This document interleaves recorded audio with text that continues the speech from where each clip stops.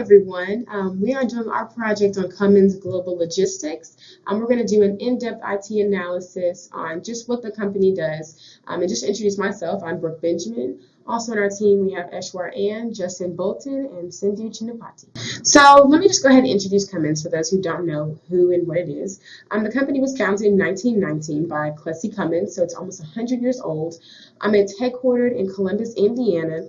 And it is an American Fortune 500 company. It has a heavy focus in designing, manufacturing, and distributing engines with different filtrations and recall and emission solutions. So it's pretty much a company that focuses heavily on the electrical engineering aspects, and it really focuses on the design and the manufacturing and the power generations of products. Okay, so in this next slide, we're just going to talk about some of the main hardware systems that the company uses. We just want to briefly identify their location and, like I said, some of the common server hardware types. So their data center locations are, of course, in Columbus, Indiana, Chicago, Illinois, Franklin, Tennessee, Singapore, and Reddit in the UK. And also some common companies, some of the common server hardware that the companies use is Microsoft, IBM, and Oracle. And even though these seem to be pretty common, a lot of companies use these server hardware. It's just a lot of the main systems that they use, and it's one of them that Cummins uses as well. So this next slide, we're going to look at in-source and outsource. So every company, tends to use in-source and outsource systems, and we just kind of really want to go in depth to understand if the company utilizes more in-source or outsource systems. So we just want to briefly list some of the systems the company used, and we want to point out that there is a noticeably higher usage in the outsourced systems. So although these names are listed and not everyone, including myself, are completely familiar with these different types of softwares, I just think it's really important to take away from the slide that the company uses a lot of outsourced systems, which is most likely lowers the internal cost and allows the company to spend more time on the development and the growth of the company versus trial and error of building systems and various costs. So, like I said, there's just typical names in there like GOMS, Bolt on the in-source side. And then on the outsource side, there's a lot of different outsource systems like GPS, SIM, Red Prairie, and even Microsoft. So just to give you an idea of what systems are used and kind of the ratio of what the company uses. So this next slide just kind of talks about the telecommunication systems. And so with the company, we really noticed that they use Cisco telephony, which is pretty much a voice over IP. And it pretty much just defines a way of you carrying your voice, and it allows you to utilize the standard telephony system for higher level features like advanced calling, voicemail contact, and even you can even do voice over videos. So that's just another system that the company uses. And it's just really important because, like I said, the video and voice for everyone just allows you to see people in other countries and connect with them more efficiently. And it's also very cost effective. And with the company that we looked into, they actually have different packages, and even Cummins, uses one of their larger packages because they are a larger company. But for smaller businesses, this is also a possible solution if they're having issues communicating with different countries and trying to get their voice across in a lot of aspects. So we just really thought it was important to just kind of touch on the telecommunication systems and how it is even important in Cummins and in other businesses as well. All right, so on this next slide, I'm going to go a little bit more in depth and talk about the primary system software that Cummins utilizes. So on here we have Oracle, IBM, Microsoft, and we also have some other ones mentioned like GOMS, JDA, and PTC. But for time's sake, we're just really going to dive deeper into the Oracle, IBM, and Microsoft. So with Oracle, I'm just going to talk about the primary systems, of course. It's just a basic software required by the company, and they use it a lot to store all the data generated, and that's kind of required by the company's primary functions. And it is also integrated into a lot of the different systems. So it's really just one of their primary database applications, and it's utilized for almost all system technologies within the company. The next one we're just going to kind of look at is IBM. And under IBM, as you can see, we have AS400, we have IMS, which is Item Master System, and we just really kind of wanted to point out that it's used by engineering and product management. They also have Lotus Notes, and under this whole entire network under IBM, we just really also want to point out that IMS consists of two major components, the database management system and the transaction management system. So pretty much what that is in database is the data is organized into a hierarchy. The data is arranged so that the integrity is ensured and the storage and retrieval process is optimized. These systems have handled and continue to handle most of the world's banking, insurance, and order entry transactions. So it's really important that there's a smooth process and that everything's taken care of within this system. The next one that the company uses is Microsoft, which a lot of companies tend to use Microsoft, which can be as simple as Microsoft Office, Skype and SharePoint, and even kind of a little bit higher one, which is the Microsoft Business Intelligence. So like I said, Microsoft is mostly used for documenting and handling and as a form of communication to share knowledge. And it's most widely used, and it is a basic software that, like I said, most companies use and can take advantage of. So once again, like I said, these are just a few of the primary system softwares that Cummins uses, and we just really wanted you to have an in-depth analysis and even kind of compare and see how does your company use these as well. Okay, so this next slide, even though I mentioned those other three, we do have more primary applications for the organization. And I kind of just want to give you a quick overview because I didn't want to miss out on those, like GOMS, Red Prairie, Enterprise Planning System, and Customer Relationship Management. So I'm just going to kind of start real quick with GOMS. And what GOMS stands for is it's a Global Order Management System. And it was also listed earlier, kind of like JDA software, PTC software, but it's a primary application for the organization's primary functions. It has order management applications, and it maintains planning parameters, and it also provides suppliers with customer data to warehouses. So it's a really important application. And the next one we just kind of want to go into is Red Prairie. And with Red Prairie, they have a warehousing application, and it kind of manages the inventory storage and manages inbound and outbound transportation. Red Prairie really offers an on-demand warehouse management, which provides an affordable option. Its WMS solution has been successfully implemented in a variety of industries, including the logistics, retail, food, services, pharmaceutical, petroleum, you can name it, even automotive industries. So the next one we have is Enterprise Planning System. And this one's just going to be kind of brief. It just employs pieces of Oracle and ERP, but it does not have to be fully integrated into ERP. So that's something that's just kind of important to look at as well. The last one we're just going to briefly talk about is Customer Relationship Management. This is a Siebel CRM, which is implemented in a customer care center. And so for Cummins, this particular function and this application is actually based in Nashville, Tennessee. So those are just, again, just a quick overview of some of the primary applications the organization uses and how Oracle uses it to its advantage and how other companies can possibly use it as well. Okay, so this next slide, we're going to transition a little bit and we're going to move over to mobile applications. So as we know in today's 21st century, being on the move is the new trend. And that's how Cummins is choosing to do it. The company bought and developed mobile applications through which its company can pull up reports of required data. This can save time, and it can also help multitask and make the company more efficient and increase profit. And that's the goal, of every company. They want to increase the efficiency and make it more profitable, not only to their stockholders, but to their employees and their seniors and their CEOs and everything as well, right?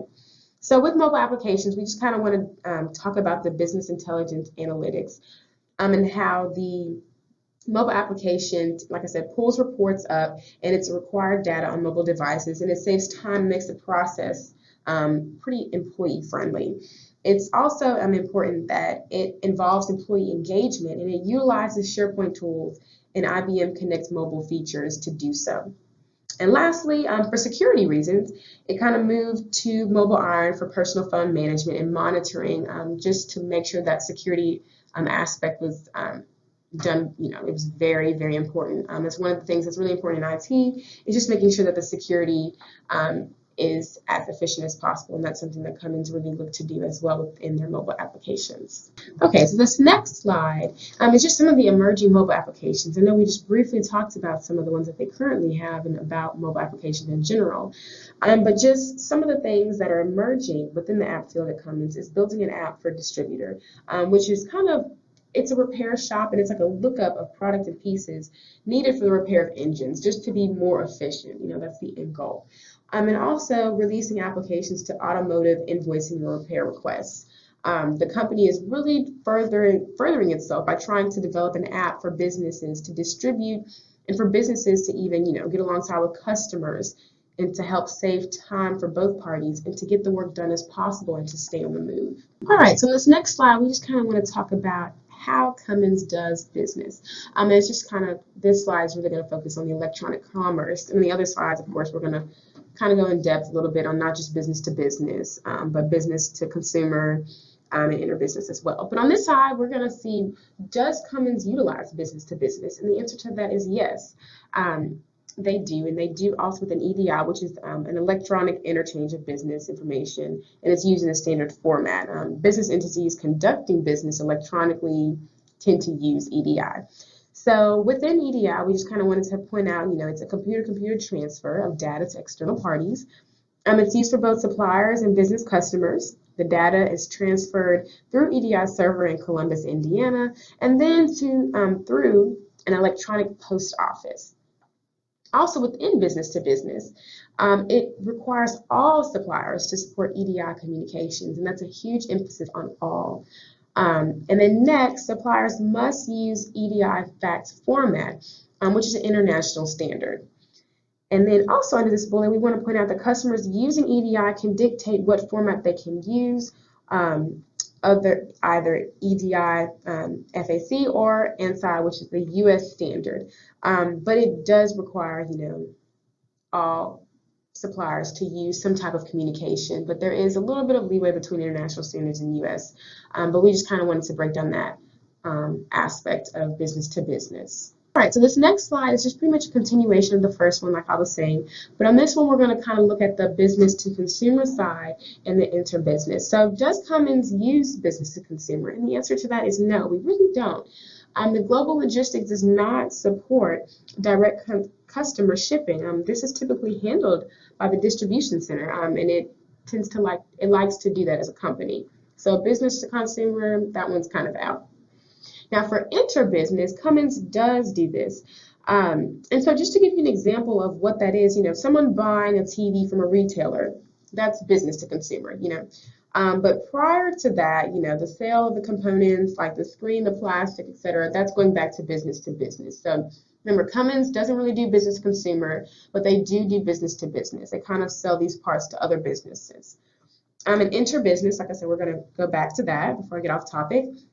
But business to business is done within the interbusiness is done within the business, and within it has BMS. It also has it was created by Oracle, and it supports sales to distributors and interbusiness for North America. Its interfaces with QuickServe, also known as QSOL, and QuickServe was created and developed in-house. It acts as a digital parts catalog for the distributors to the query, and its interfaces are queried parts directly through to BMS. And under web parts, which is also under interbusiness, it was also developed in-house, and it supports sales to distributors and interbusiness internationally. It also has parts catalogs, and it's within that integrated system. And it's also just kind of, under that EDI, electronic data interchange, was something that was also important under the electronic, under commerce in general, and that we really just want to emphasize from the past slide. But that's pretty much, like I said, Cummins does business to business. They do not do business to consumer, and they do interbusiness within the company. All right, so this next slide is just how Cummins utilizes social media. So like I said, in this day and age, it's really important to utilize social media because our generations are changing and different things are appealing to them. So Facebook, Instagram, Twitter, even Snapchat are really big things that are appealing to this generation. So companies are really trying to target that to get more customers and to be able to sell and do a lot of business to business interaction. So within social media, I'm just going to kind of highlight this real quick. They do use Facebook. They use Instagram for the promotion of their brand, with typically business to business.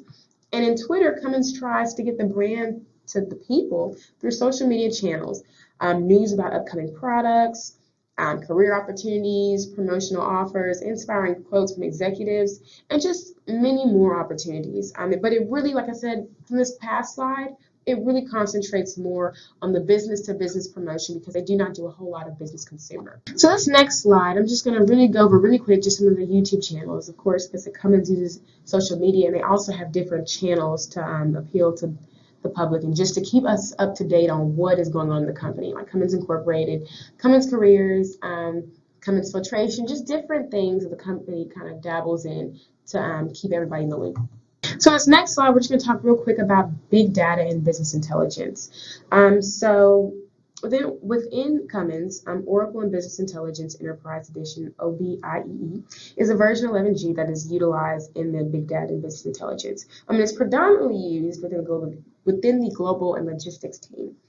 Its current environment is based on Oracle data warehousing, and its movement to Teradata and Hadoop big data warehousing strategies are underway. So they do have some goals, and by 2020, they really want to be a full Teradata warehouse. And by 2022, the Hadoop analytic and storage implementation is also something that Cummins is looking for within their products and their business intelligence team. So in this next slide, we have our business analytics. There's different analytics that they use, which is OBIEE, MSBI, and legacy tools. So the first one was established in 2011, and it's a global engagement covering departments within their major PDC locations, such as Memphis, China, Singapore, Belgium, and Africa. And Oracle Business Intelligence Enterprise, which is the Edition 11G, is an unmatched comprehensive business intelligence and analytics platform that delivers a full range of capabilities, including interactive dashboards, hot queries, mobile analytics, notifications, you name it. The next one is MSBI, and this one is used for real-time and immediate analytic needs. It's used for inventory optimization and pricing and real-time impact within warehouses for active product on the floor. MSBI stands for Microsoft Business Intelligence, and the powerful suite, which is compose the tools which helps in providing best solutions for the business intelligence and data mining queries are often used within the Visual Studio along with the SQL Server. The last one we're going to just briefly talk about is legacy tools. It has Discover, Crystal Reporting, and just like I said, to quickly go over this, as well as the SQL database scripts. Discover is an intuitive ad hoc query, and its reporting and analysis is a web publishing tool that empowers the business and users at all levels of the organization to gain immediate access to the information. Whereas with SQL, it's a command that is saved as a file, and it can be used and contain different statements in SQL blocks, and it can be used to create, edit, view, run, and delete script files within queries as well. So this next slide is just kind of on the knowledge of management, its decisions, and its support. So knowledge management includes analyzing employment talent and knowledge by maintaining the employment information. It tracks annual work plans, employee performance indicators, and it provides historical employee performance. Another thing that's kind of under these is QSI. There's also compliance management system to maintain and provide document control for different things like work instructions and documentation, standard operating procedures, and SOX compliance. So these are just a few things. I'm not going to of what is important in knowledge management, the decisions that are needed for support. Next slide is about data security. And data security is a program that provides a framework for keeping our company at a desired security level by assessing the risks you face, deciding how you will mitigate them, and planning on how to keep the program and your security practices up to date. Cummins adopted 2 such programs to give mobility to the employees and ensure data security. And these 2 programs help employees to connect Cummins servers in a secure and efficient way. The first one is Mobile Iron, which ensures devices access to Cummins systems and data are not compromised. It also provides the ability to unlock devices if a passcode is forgotten and authorizes access to connect Cummins to the internet. Cisco is also an application that is used, and it allows Cummins laptops to securely connect to VPN through the internet and provides web security while enabled. So these are just a few things that Cummins uses for its data security. All right, so this next slide talks about ITAM, which is IT Asset Management. We're going to kind of briefly talk about the application inventory tool, the store names, the application owner's security classifications, where it's hosted, the information about where the data is stored, the log about everything about the application, the main apps, which we want to put into tier 1 and 2, which are stored in the catalog. So assets are just really important to any company, of course. Keeping track of every asset, the location, the type, and the properties of the assets help the company decide the asset's role. Cummins has a very unique way to make sure that they utilize all their assets in an efficient way. So there's robust policy that's documented to label documentation as either public, internal use only, restricted or confidential, And each level has guidelines on how to share and handle these type of documents. The Cummins applications are developed in-house or purchased. Applications in Cummins are mainly developed using waterfall model, which is a 5-phase model with product requirements, design, implementation, verification, and maintenance, where all the possible requirements are gathered in the requirements phase. System design phase, which helps in specifying hardware and software system requirements. In implementation phase, the inputs which are gathered in the system phase are used. The system is first developed in small programs called units, which are integrated in the next phase by testing each unit functionality. In the verification phase, integration of the entire system is tested for any faults and failures. In the maintenance phase, there are some issues which come up in the client environment. Also, to enhance the product, some better versions are released. Maintenance is done to deliver these changes in the customer environment. There are also contractor groups through which Cummins gets production support, like Infosys Limited, supporting for Oracle systems, KPIT Technology, supporting for GOMS and Red Prairie, and Cognogen Technology Solutions, supporting for business intelligence, and SIBS. In this slide, we are going to look at how the Cummins is managing the IT management staff. The IT staff are decentralized at distribution centers like GOMS, site support, hardware support, IT site leads, and there is a centralized support for a majority of systems like IT support, consolidation in Columbus, Indiana offshore support based in India, head IT leader who he reports to in organization. Damodar Muli, Director IT, and reports to Executive IT Director, which reports to Vice President. Presence of external consultants, developers like Infosys Limited, KPIT Technologies, Cognogen Technology Solutions. Okay, so this next slide, we're just going to talk about Cummins' mission. What a company mission is. We all know that it's a mission statement, but what exactly does it mean, and why do companies intertwine with its business strategy? A mission statement is simply a sentence describing a company's function, its market, and its competitive advantages. A short written statement of a business goals and philosophies really defines an organization's why it exists and the reasons for its being. And an IT strategy and how it supports the organization's mission is decided by its executive leaders, and that can cascade the goal tree. IT initiatives are driven based off this goal tree, and they support the business goals. So with Cummins missions, we really unleash the power of Cummins by motivating people, exceeding customer expectations, partnering with our customers, and demanding that everything we do leads to clean. And the strategy is also, of course, like we mentioned, decided by the executive leaders, and that's really what pushes that goal tree and its initiatives. This brings us to our final slide, and with that, the overall IT analysis of Cummins Global Logistics. With this slide, we'd like to point out two main strengths, weaknesses, and opportunities that we observed. Firstly, Cummins is currently benefiting from their use of decentralized GOMS IT staff located at each distribution center, which allows them to quickly address regional problems more efficiently. We would also like to highlight the implementation of Siebel CRM, which has helped customer interactions flow more smoothly. Two main weaknesses with Cummins, though, are both centered around the age and amount of systems they currently employ.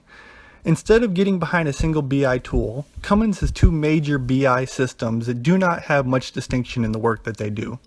Also, aging systems such as GOMS and IMS are holding back the company from fully utilizing newer system capabilities, but the cost of system replacement may be too large to withstand at this point. Finally, there are two opportunities we believe Cummins could undertake to further improve their IT outlook while cost cutting. Firstly, by phasing out the use of BI legacy tools, Cummins could reduce costs in license and servers while pushing towards a single global BI tool. Secondly, Cummins could benefit in phasing out the BMS e-commerce system while expanding web parts domestically. This could cause pains at first, but overall, with web parts being an in-house developed system that already has the capabilities needed, it would push Cummins towards being more of a truly global company.